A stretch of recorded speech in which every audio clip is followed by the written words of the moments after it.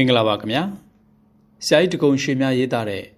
အကြံကောင်းသူဆိုတဲ့ဝတ္ထုတိုလေးကိုဖတ်ပြပေးချင်ပါတယ်ခင်ဗျာအကြံကောင်းသူယခုခဏကြံရင်ပိုင်ရှိသူများသည်အချိန်ဖြုံး၍ပြင်းဤထိုင်းမိုင်းစွာနေကြသူများထက်ကိုယ်ဤချမ်းသာခြင်းစိတ်ချမ်းသာခြင်းများနှင့်ပြည့်စုံလျက်လောကစည်းစိမ်ကိုပုံမခံစားကြရလေသည်အဘဲကြောင့်ဆိုသောစိတ်ကူးညံသည်ကဘာဤဆင်းရဲမှုချမ်းသာမှုတို့ကိုကောင်းစွာဖန်တီး၍ပေးနိုင်သောကြောင့်ပေသည်သို့သောစိတ်ကူးညံကောင်းသူတစ်ယောက်သည်မိမိ၏အုံနောက်ကိုကောင်းသောနေရာ၌သုံးချလျင်လူတာရုခေါ်နတ်တာရုခေါ်ဟုဆိုလောက်အောင်လူများ၏အကျိုးကျေးဇူးကိုပေးနိုင်တော်လဲမကောင်းသည့်နေရာ၌သုံးခဲ့ပါလိမ့်မူရက်ရွာဤရန်သူလူများဤရန်သူတိုင်းပြည်ဤရန်သူမှစ၍နောက်ဆုံးကဘာဤရန်သူပင်ပြတ်တက်ချေသည်ဤသို့မကောင်းသည့်အရာဌာန၌စိတ်ကူးယဉ်ခြင်းမှာညီသည့်နီးနှင့်မြချီးမွမ်းဖွယ်ရာမဟုတ်တော့လဲတနည်းအားဖြင့်ဘုဟုတုတအလုံးကမှတ်သားထိုက်ပေ၏အောက်တွင်ရေးသားအပ်သောအထုပ်ပတ်တိကလေးမှာခေပညာပင်မတတ်တော့လဲအတော်တန်စိတ်ကူးကောင်းသောလူတစ်ယောက်၏အထုပ်ပတ်တိလေးဖြစ်သည်အေယာရီမြစ်အတွင်းသို့တရက်မြို့ district မှစီးဝင်သောမရုံချောင်း၏မြောက်ဖက်ကမ်းပေါ်၌ကြောက်ဆောင်ပေါ်ရွာလေးတစ်ရွာရှိသည်ထိုရွာ၏အနောက်ဘက်၌ကရခိုင်ရိုးမတောင်၏အဆွဲပွားတောင်ငယ်ကလေးဖြစ်သည်အရှိနှင့်အနောက်မြစ်စီတစုံတိုင်တန်းစီလျက်ရှိသည်ထိုတောင်ငယ်လေးများမှာအများအားဖြင့်တောင်ပူဇာကလေးများဖြစ်ကြသည့်အတိုင်းပေ150မှ300အထိအမြင့်ရှိပြီလျင်အချို့နေရာများ၌လွန်စွာပင်တောနှက်လျက်လူသူအရောက်ပေါက်နေပါလေသည်ကြောက်ဆောင်ရွာ၏အနောက်ဘက်ခီးတမိုင်ခန့်ဝေးသောနေရာ၌တောင်ပူဇာလေးတစ်ခုတည်ရှိရာအလယ်မှတောင်ပူဇာကလေးမှာကြက်တောင်ဟုအမည်တွင်လျက်၎င်းနေရာ၌ကြက်များရှိသည်ဟု၍၎င်းဥစ္စာဆောင်များနေသည်ဟု၍၎င်းကောလဟာလတည်င်းဖြစ်လျက်ရှိလေသည်သို့သောမြည်သူပင်ဖြစ်စေထိုတောင်ပူဇာကလေး၏အနီးတို့ကရွာသားများမှာညအချိန်ကိုမဆိုထားပြီးနေ့လယ်ကြောင်တောင်၌ပင်တွားဝွန့်သူရှားပါလေသည်နွားကြောင်သားကလေးများပင်ထိုတောင်ပူဇာနှင့်ဝေးရာသို့တွား၍နွားများကိုကြောင်းကြကုန်၏သို့သောထိုတောင်ပူဇာသို့တွားသောလမ်းကလေးဒီကားသစ်ပင်ကလေးများကြား၌တွေ့မြင်ရ၏ထင်းခွေသောသူများနှင့်ဝါခုတ်သူများပင်လျင်မလွဲမရှောင်သာသောအခါမှသာထိုလမ်းကလေးသို့အသုံးပြုကြ၏လာပြည့်ရများ၌ထိုလမ်းကလေးပေါ်၌ပင်ဥစ္စာဆောင်မာလေးတစ်ယောက်ကိုမြင်ရသည်ဟုသောအကြောင်းမှာရွာရှိရှေးဘိုးကြီးများထံမှပြောသံကြားရတော်လဲမြည်သူမြကိုယ်တိုင်တွေ့ဘူးသည်ဟူ၍ကမရှိအကျိုးမရှိသည့်အလုပ်ဖြစ်ဖြင့်လဲမြည်သူမြတွားရောက်စုံစမ်းခြင်းလဲမပြုခဲ့ချေသို့သောရွာသားများမှာလူများထုံးစံအတိုင်းမိမိတို့မျက်စိနဲ့မမြင်ရသည်ကိုမြင်ရပြီးတကယ်သို့၎င်းနားနဲ့မကြားရသည်ကိုကြားရပြီးတကယ်သို့၎င်းပြောတတ်ကြစမြဲဖြစ်သည့်အတိုင်းအသက်ကြီးကြီးငယ်ငယ်လူကြီးမကြံအခါကွင့်တင်သောအခါများ၌ထိုကြက်တောင်၏အကြောင်းကိုအမျိုးမျိုးချက်ထွင်ပြောတတ်ကြလေသည်တနေ့သောညနေဆောင်၌ရွာမြောက်ဘက်တကားအနီးရှိရေတွင်း၌အသက်20ခန့်ရှိရုပ်ရည်တနာကမာမိမပြိုတယောက်သည်အသက်25နှစ်အရွယ်ခန့်သေးသေးတွေ့တွေ့လူတစ်ယောက်နှင့်စကားပြောလျက်ရှိလေ၏မိမပြိုမှာအိမ်တော်သည်တဦးဖြစ်၍အဝတ်အစားတို့၌များစွာပြုပြင်ခြင်းမရှိဘဲတင့်လျော်ယုံမျှသာဝတ်ဆင်ထားတော်လဲရုပ်ရည်မှာ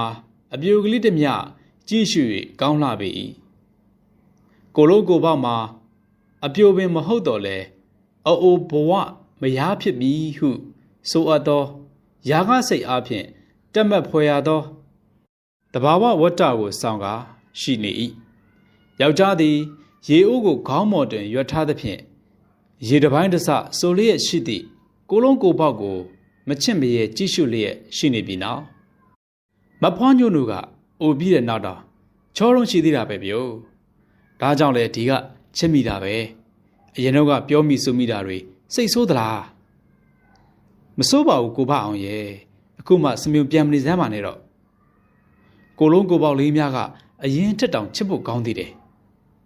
အိုးကိုဘအောင်ကလည်းတခြားလူတွေကြားသွားမှဖြစ်ကြားတော့ဘာဖြစ်တယ်လဲဗျာ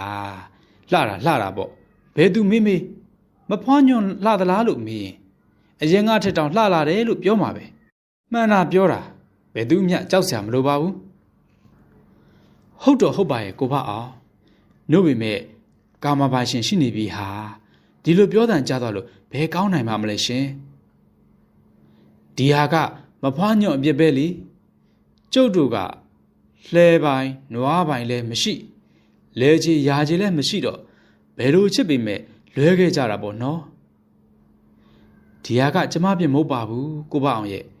မိဘများနေရာချထားတဲ့အတိုင်းနားထောင်ရတာပါကိုဘအောင်ရဲ့တပြင်းချလေနဖူးစာဆိုတာလဲတစည်းနဲ့နွားတရှင်ကောင်းကောင်းကိုဆိုတာထင်ပါရဲ့ကျုပ်ကတော့လေကိုရွှေလှတို့လိုထင်းခွေရာခုတ်ပြီးမရတယောက်တော့မကျွေးနိုင်ဘူးဗျကိုညံစွမ်းညံစာလေးရှိသလောက်နဲ့ပဲရောက်ရဲတင်းနေတာပါပဲထိုခဏ၌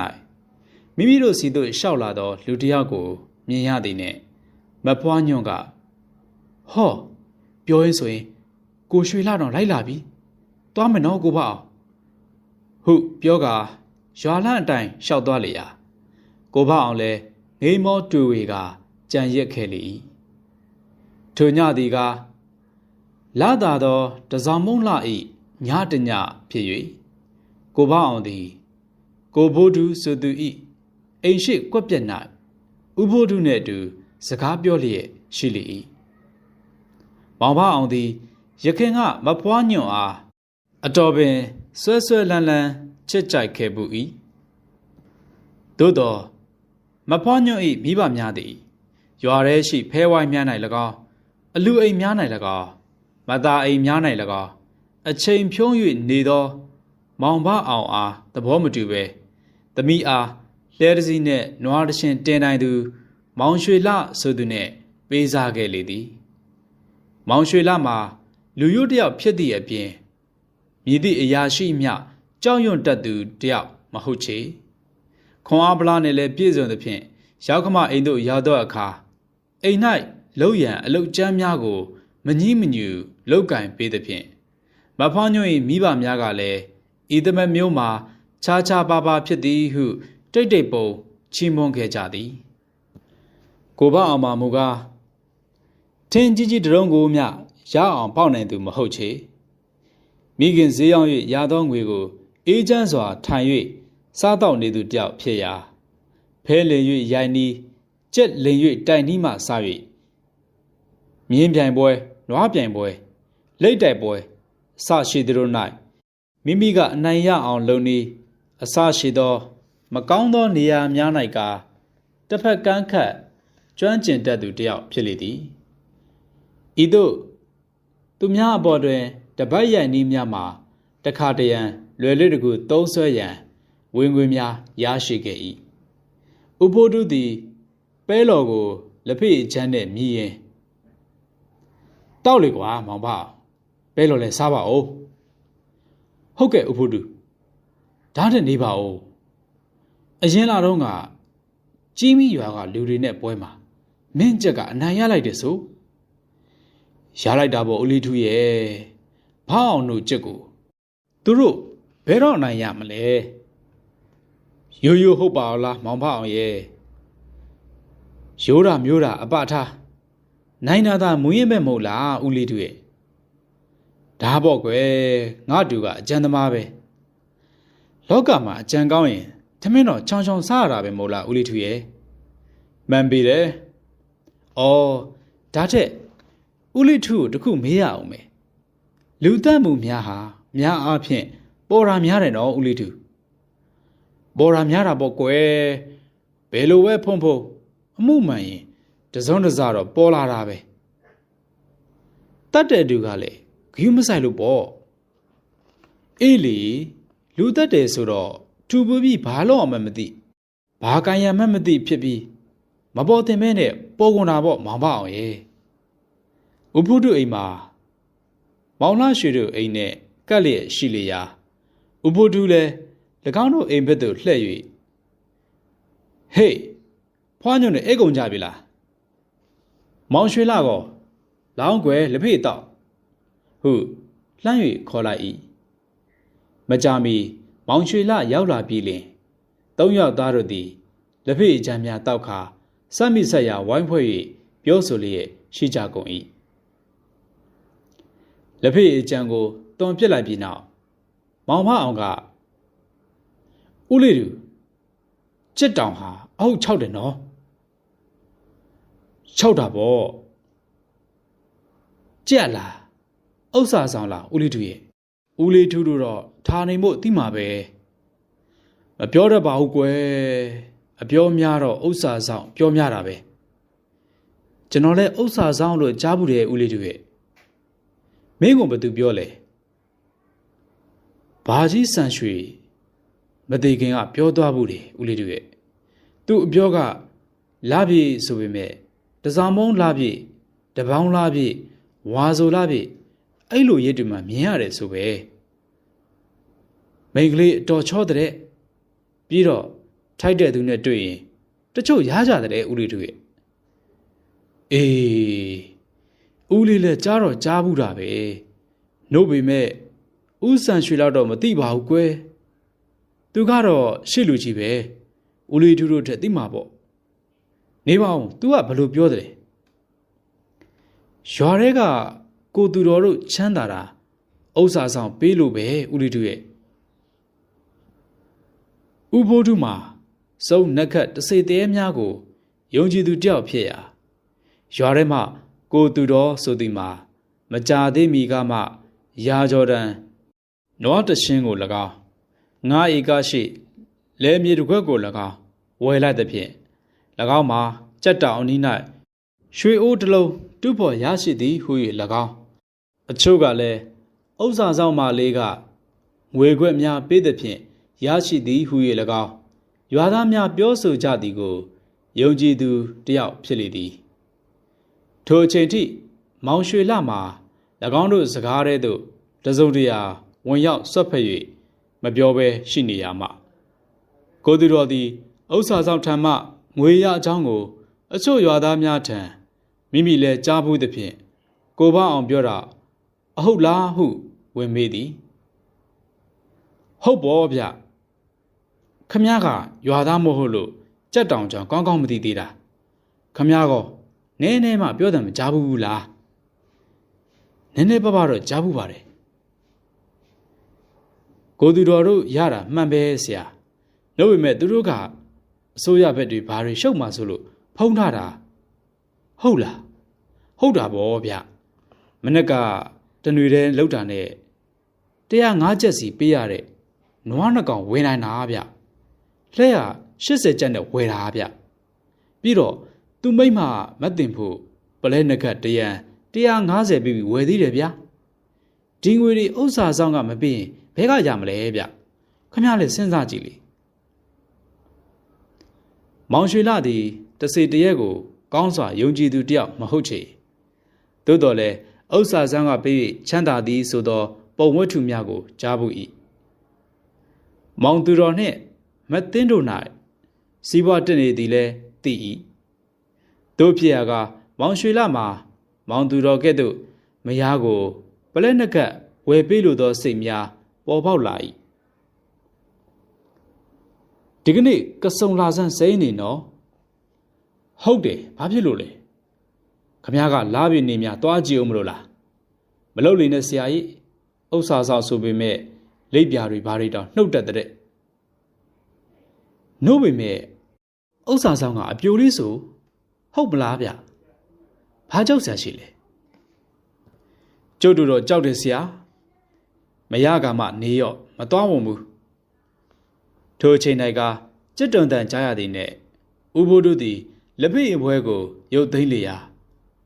မောင်ရွှေလနှင့်မောင်ဖအောင်တို့လည်းတယောက်ကိုတယောက်နှုတ်ဆက်၍အသီးသီးပြန်သွားကြလေသည်ပြန်ကာနီး၌ပင်မောင်ဖအောင်ကမောင်ရွှေလအားကိုရွှေလမယုံဘူးဆိုပြီးသွားများမကြည့်နဲ့နော်ပြောလိုက်ပါပေရဲ့ဟုထပ်၍ပြောလိုက်သည်ထိုညသည်ကတစားမုံလာပညာဖြစ်သည်ဖြင့်ဝိုင်းဆက်သောလာမင်းသည်မိမိရဲ့အယောင်ကိုမြေပေါ်သို့အစွမ်းကုန်ကြားရောက်စေလျက်ရှိသည်အချိန်မှာ12နာရီထို့ရန်မိနစ်အနည်းငယ်မျှလိုသေးသည်ဖြစ်ရာကြောက်ဆောင်ရွာလေးမှာကတပ်ပင်များကြား၌လာရောင်အောက်တွင်မထင်မရှားရှိနေ၏ဒုနေရာများ၌ကတောရိပ်တောင်ရိပ်ကြီးမားလာသဖြင့်အတော်ပင်အေးလျက်ရှိနေပြီဖြစ်ရာလူတယောက်၏တရံသည်လာရောင်အောက်တွင်ရပ်နေရမှတပ်ပင်ရိပ်တစ်ခုအောက်သို့ဖြုတ်ခနဲဝင်သွားလေ၏နောက်ဘက်သို့ရှုမြော်လိုက်သောအခါပေ150ခန့်မြမြင့်သောတောင်ပူစာ၃လုံးသည်ပြာလေသောကောင်းကင်ကိုနောက်ခံထား၍မမမမတ်တည်ရှိနေလေသည်လမ်းကလေးမှာအလဲတောင်ပူစာစီသို့ဖြောင့်မတ်စွာသွားလျက်ရှိ၏စီးနှင်းများအတော်တန်ကြသဖြင့်ကြည်လင်သောလရောင်ကိုမိမိန်သောမြူကိုဖြင့်ဖုံးလွှမ်းစေ၏ရခင်ကပုံတရံသည်လမ်းထိပ်မှတောင်ခြေစီသို့စူးဆိုက်၍ကြည်နေ၏၎င်းမှာလုံကြီးကိုခတ်တူတူဝတ်ထား၍ခါ၌ဓမြောင်တလက်ကိုထိုး၍ထားလေသည်ထိုသူသည်ကအခြားသူမဟုတ်ဥစ္စာဆောင်မအားမြင်ရလိမ့်နို့အထင်နှင့်လာရောက်ချောင်းမြောင်းနေသောမောင်ရွှေလပင်ဖြစ်လေသည်တခဏမျှကြာလျင်မောင်ရွှေလ၏ရှေ့ဝါ3ရိုက်ခန့်အကွာလောက်မှတကိုင်းချောင်များကိုနင်းသောအတန်ကဲ့သို့ချွတ်ခနဲအတန်တစ်ခုကိုကြားရပြီးနောက်အင်ကြီးဖြူထမိန်အနီကိုဝတ်ဆင်ထားသောမိမတယောက်၏တံကိုမြင်ရလေ၏ထိုမိမသည်တပ်ပင်များကြားထဲမှရုတ်တရက်ပေါ်ထွက်လာတဲ့ကဲ့သို့ထင်ရပြီးလျှင်နောက်သို့မျှလှည့်၍မကြည့်ပဲကြက်တောင်စီသို့လမ်းကလေးအတိုင်းတဲ့တဲ့သွားလျက်ရှိရာမောင်ရွှေလမှာအံ့ဩခြင်းထက်ဝမ်းမြောက်ခြင်းကပိုလျက်ထိုမိမနောက်သို့ခတ်ဖြည်းဖြည်းလိုက်လေ၏ဂိုက်100ခန့်မျှသွားမိလေသောတောင်ပူစာချင်းသို့တဖြည်းဖြည်းနီးကပ်လာပြီးဖြစ်ရာထမိန်အနီကိုဝတ်၍ထားသောမိမသည်လမ်းအလယ်လောက်တွင်ခတ္တရပ်နေလေသည်ထိုအချိန်၌ကစီးနှင်းများမှာရခင်ကထက်ပို၍ကြလာသဖြင့်မိမိရှိမနိမဝေးတွင်မသေးမကွဲမြင်ရ၏ထို့နောက်မိန်းကလေး၏တံသည်ရှေ့သို့4-5-6လမ်းမြတိုး၍လျင်မြန်စွာရှောက်သွားပြီးတော့တစ်ပင်များကြားတွင်ပျောက်ကွယ်၍သွားလေ၏ထိုအခါမောင်ရွှေလလည်းမိမရက်တက်၍နေခဲ့သောနေရာစီသို့ပြေးသွားလေသည်မိမကိုကမတွေ့ရသေးချေသို့သောလမ်းအလယ်၌ကအဝါကျင်းသောတောင်းတစ်လုံးကိုတွေ့ရလေသည်ထိုတောင်း၏အစ၌အဝတ်စတစ်ခုဖြင့်ဖုံးလျက်ရှိလျာအဝတ်ပေါ်၌၎င်းတောင်း၏ပတ်ဝန်းကျင်၌၎င်း20-30ခန့်မြသောဒင်္ဂါများသည်ကြည်လင်အေးမြသောလာရောင်အောက်တွင်ကွက်ကွက်ကွင်ကွင်ထင်ရှားစွာရှိကုန်၏မောင်ရွှေလသည်ကိုသူတော်တို့ချမ်းသာတာဒါကြောင့်ကိုဟုတကိုယ်တည်းရေရွတ်ပြောဆိုကာဒင်္ဂါများကိုအားရပါရသိန်းကျုံကောက်ယူလေ၏ထို့နောက်တောင်းဝ၌ဖုံးထားသောအဝတ်ကိုဖဲလိုက်ပြီးလျှင်တောင်းထဲကိုလက်နှိုက်ရာနှိုက်လိုက်သည်နှင့်တပြိုင်နက်အမလေးကြိုက်တာဟုအတန်ထွက်၍သွားအောင်အော်ဟစ်လိုက်လေသည်ခဏ၌လမောင်းလုံးခန့်ရှိမွေကြီးတစ်ကောင်သည်တောင်းထဲမှပေါ်သို့တွား၍ထွက်ခါမြေပေါ်သို့တရွေ့ရွေ့ရှောချပြီးနောက်တပ်ပင်အကြားသို့ဝင်သွားလေ၏မောင်ရွှေလမှာထိုစကားတခွန်းမြသာ နောက်ဆုံးအော်နိုင်ပြီးလျင်မြေပေါ်သို့လဲကျသွားလေသည်ထိုနေရာ၏မြောက်ဘက်တစ်ခေါ်လောက်တွင်ရေအိုင်ကလေးတစ်ခုရှိလျာထိုအချိန်၌လူတစ်ယောက်သည်ထမိန်အနေနဲ့မိမဝတ်အင်ကြီးကိုချွတ်ပြီးလျင်ယောက်ျားလွန်ကြီးနှင့်လဲလှယ်လျက်ရှိလေသည်မျက်နှာမှတနခါးများကိုရေဖြင့်အကြိမ်ကြိမ်ပတ်သက်ဆေးကြောပြန်ပြီးနောက်ဒါတော့လောဘကြီးလာတဲ့ကောင်သေတာပဲကောင်းတယ်ဟုတကိုယ်တည်းရေရွက်ပြောဆိုကာမိမဝတ်စားများကိုသေချာစွာထုတ်၍ဂျိုင်းကြား၌ညှက်ပြီးတော့ရွာဘက်စီသို့ဖြတ်လမ်းမှပြန်ခဲ့လေသည်နောက်တနေ့၌မောင်ရွှေလမှာပျောက်ချင်းမလားပျောက်သွားသည်ဆိုသောသတင်းသည်၎င်းစွမ်းခံဝင်ခြင်းလောက်တွင်မောင်ရွှေလအလောင်းကိုကြက်တောင်အနီးမှနွားချောင်းသားတစ်ယောက်က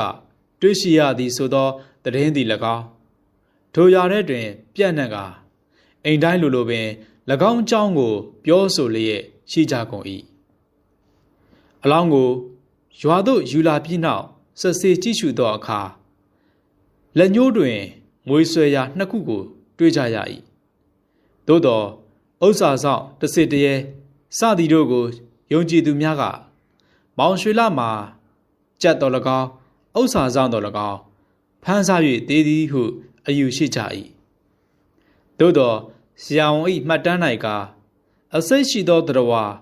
ကြိုက်ခဲတေဆုံးဟန်ရှိသည်ဟုထင်မြင်ချက်ရထားသည်ကိုတွေ့ရလေသည်ညီသူမြမောင်ဖအောင်ပေါ်တွင်ယုံမတန်တရားမရှိတော့လေဦးလေးထူးတယောက်မူကားအတော်တန်သင်္ခါမကင်းရှိခဲ့၏သို့သောမောင်ဖအောင်၏တည်ကြည်သောမျက်နှာကြီးကိုမြင်ရသောအခါမိမိ၏ထင်မြင်ချက်ကိုပင်မဟဝန်ပဲရှိခဲ့လေသည်နောက်တလခန့်ကြာသောအခါမောင်ဖအောင်သည်အပြုတ်တမျှလှလျက်ရှိသောမဖွားညွန့်အားသိမ့်ပ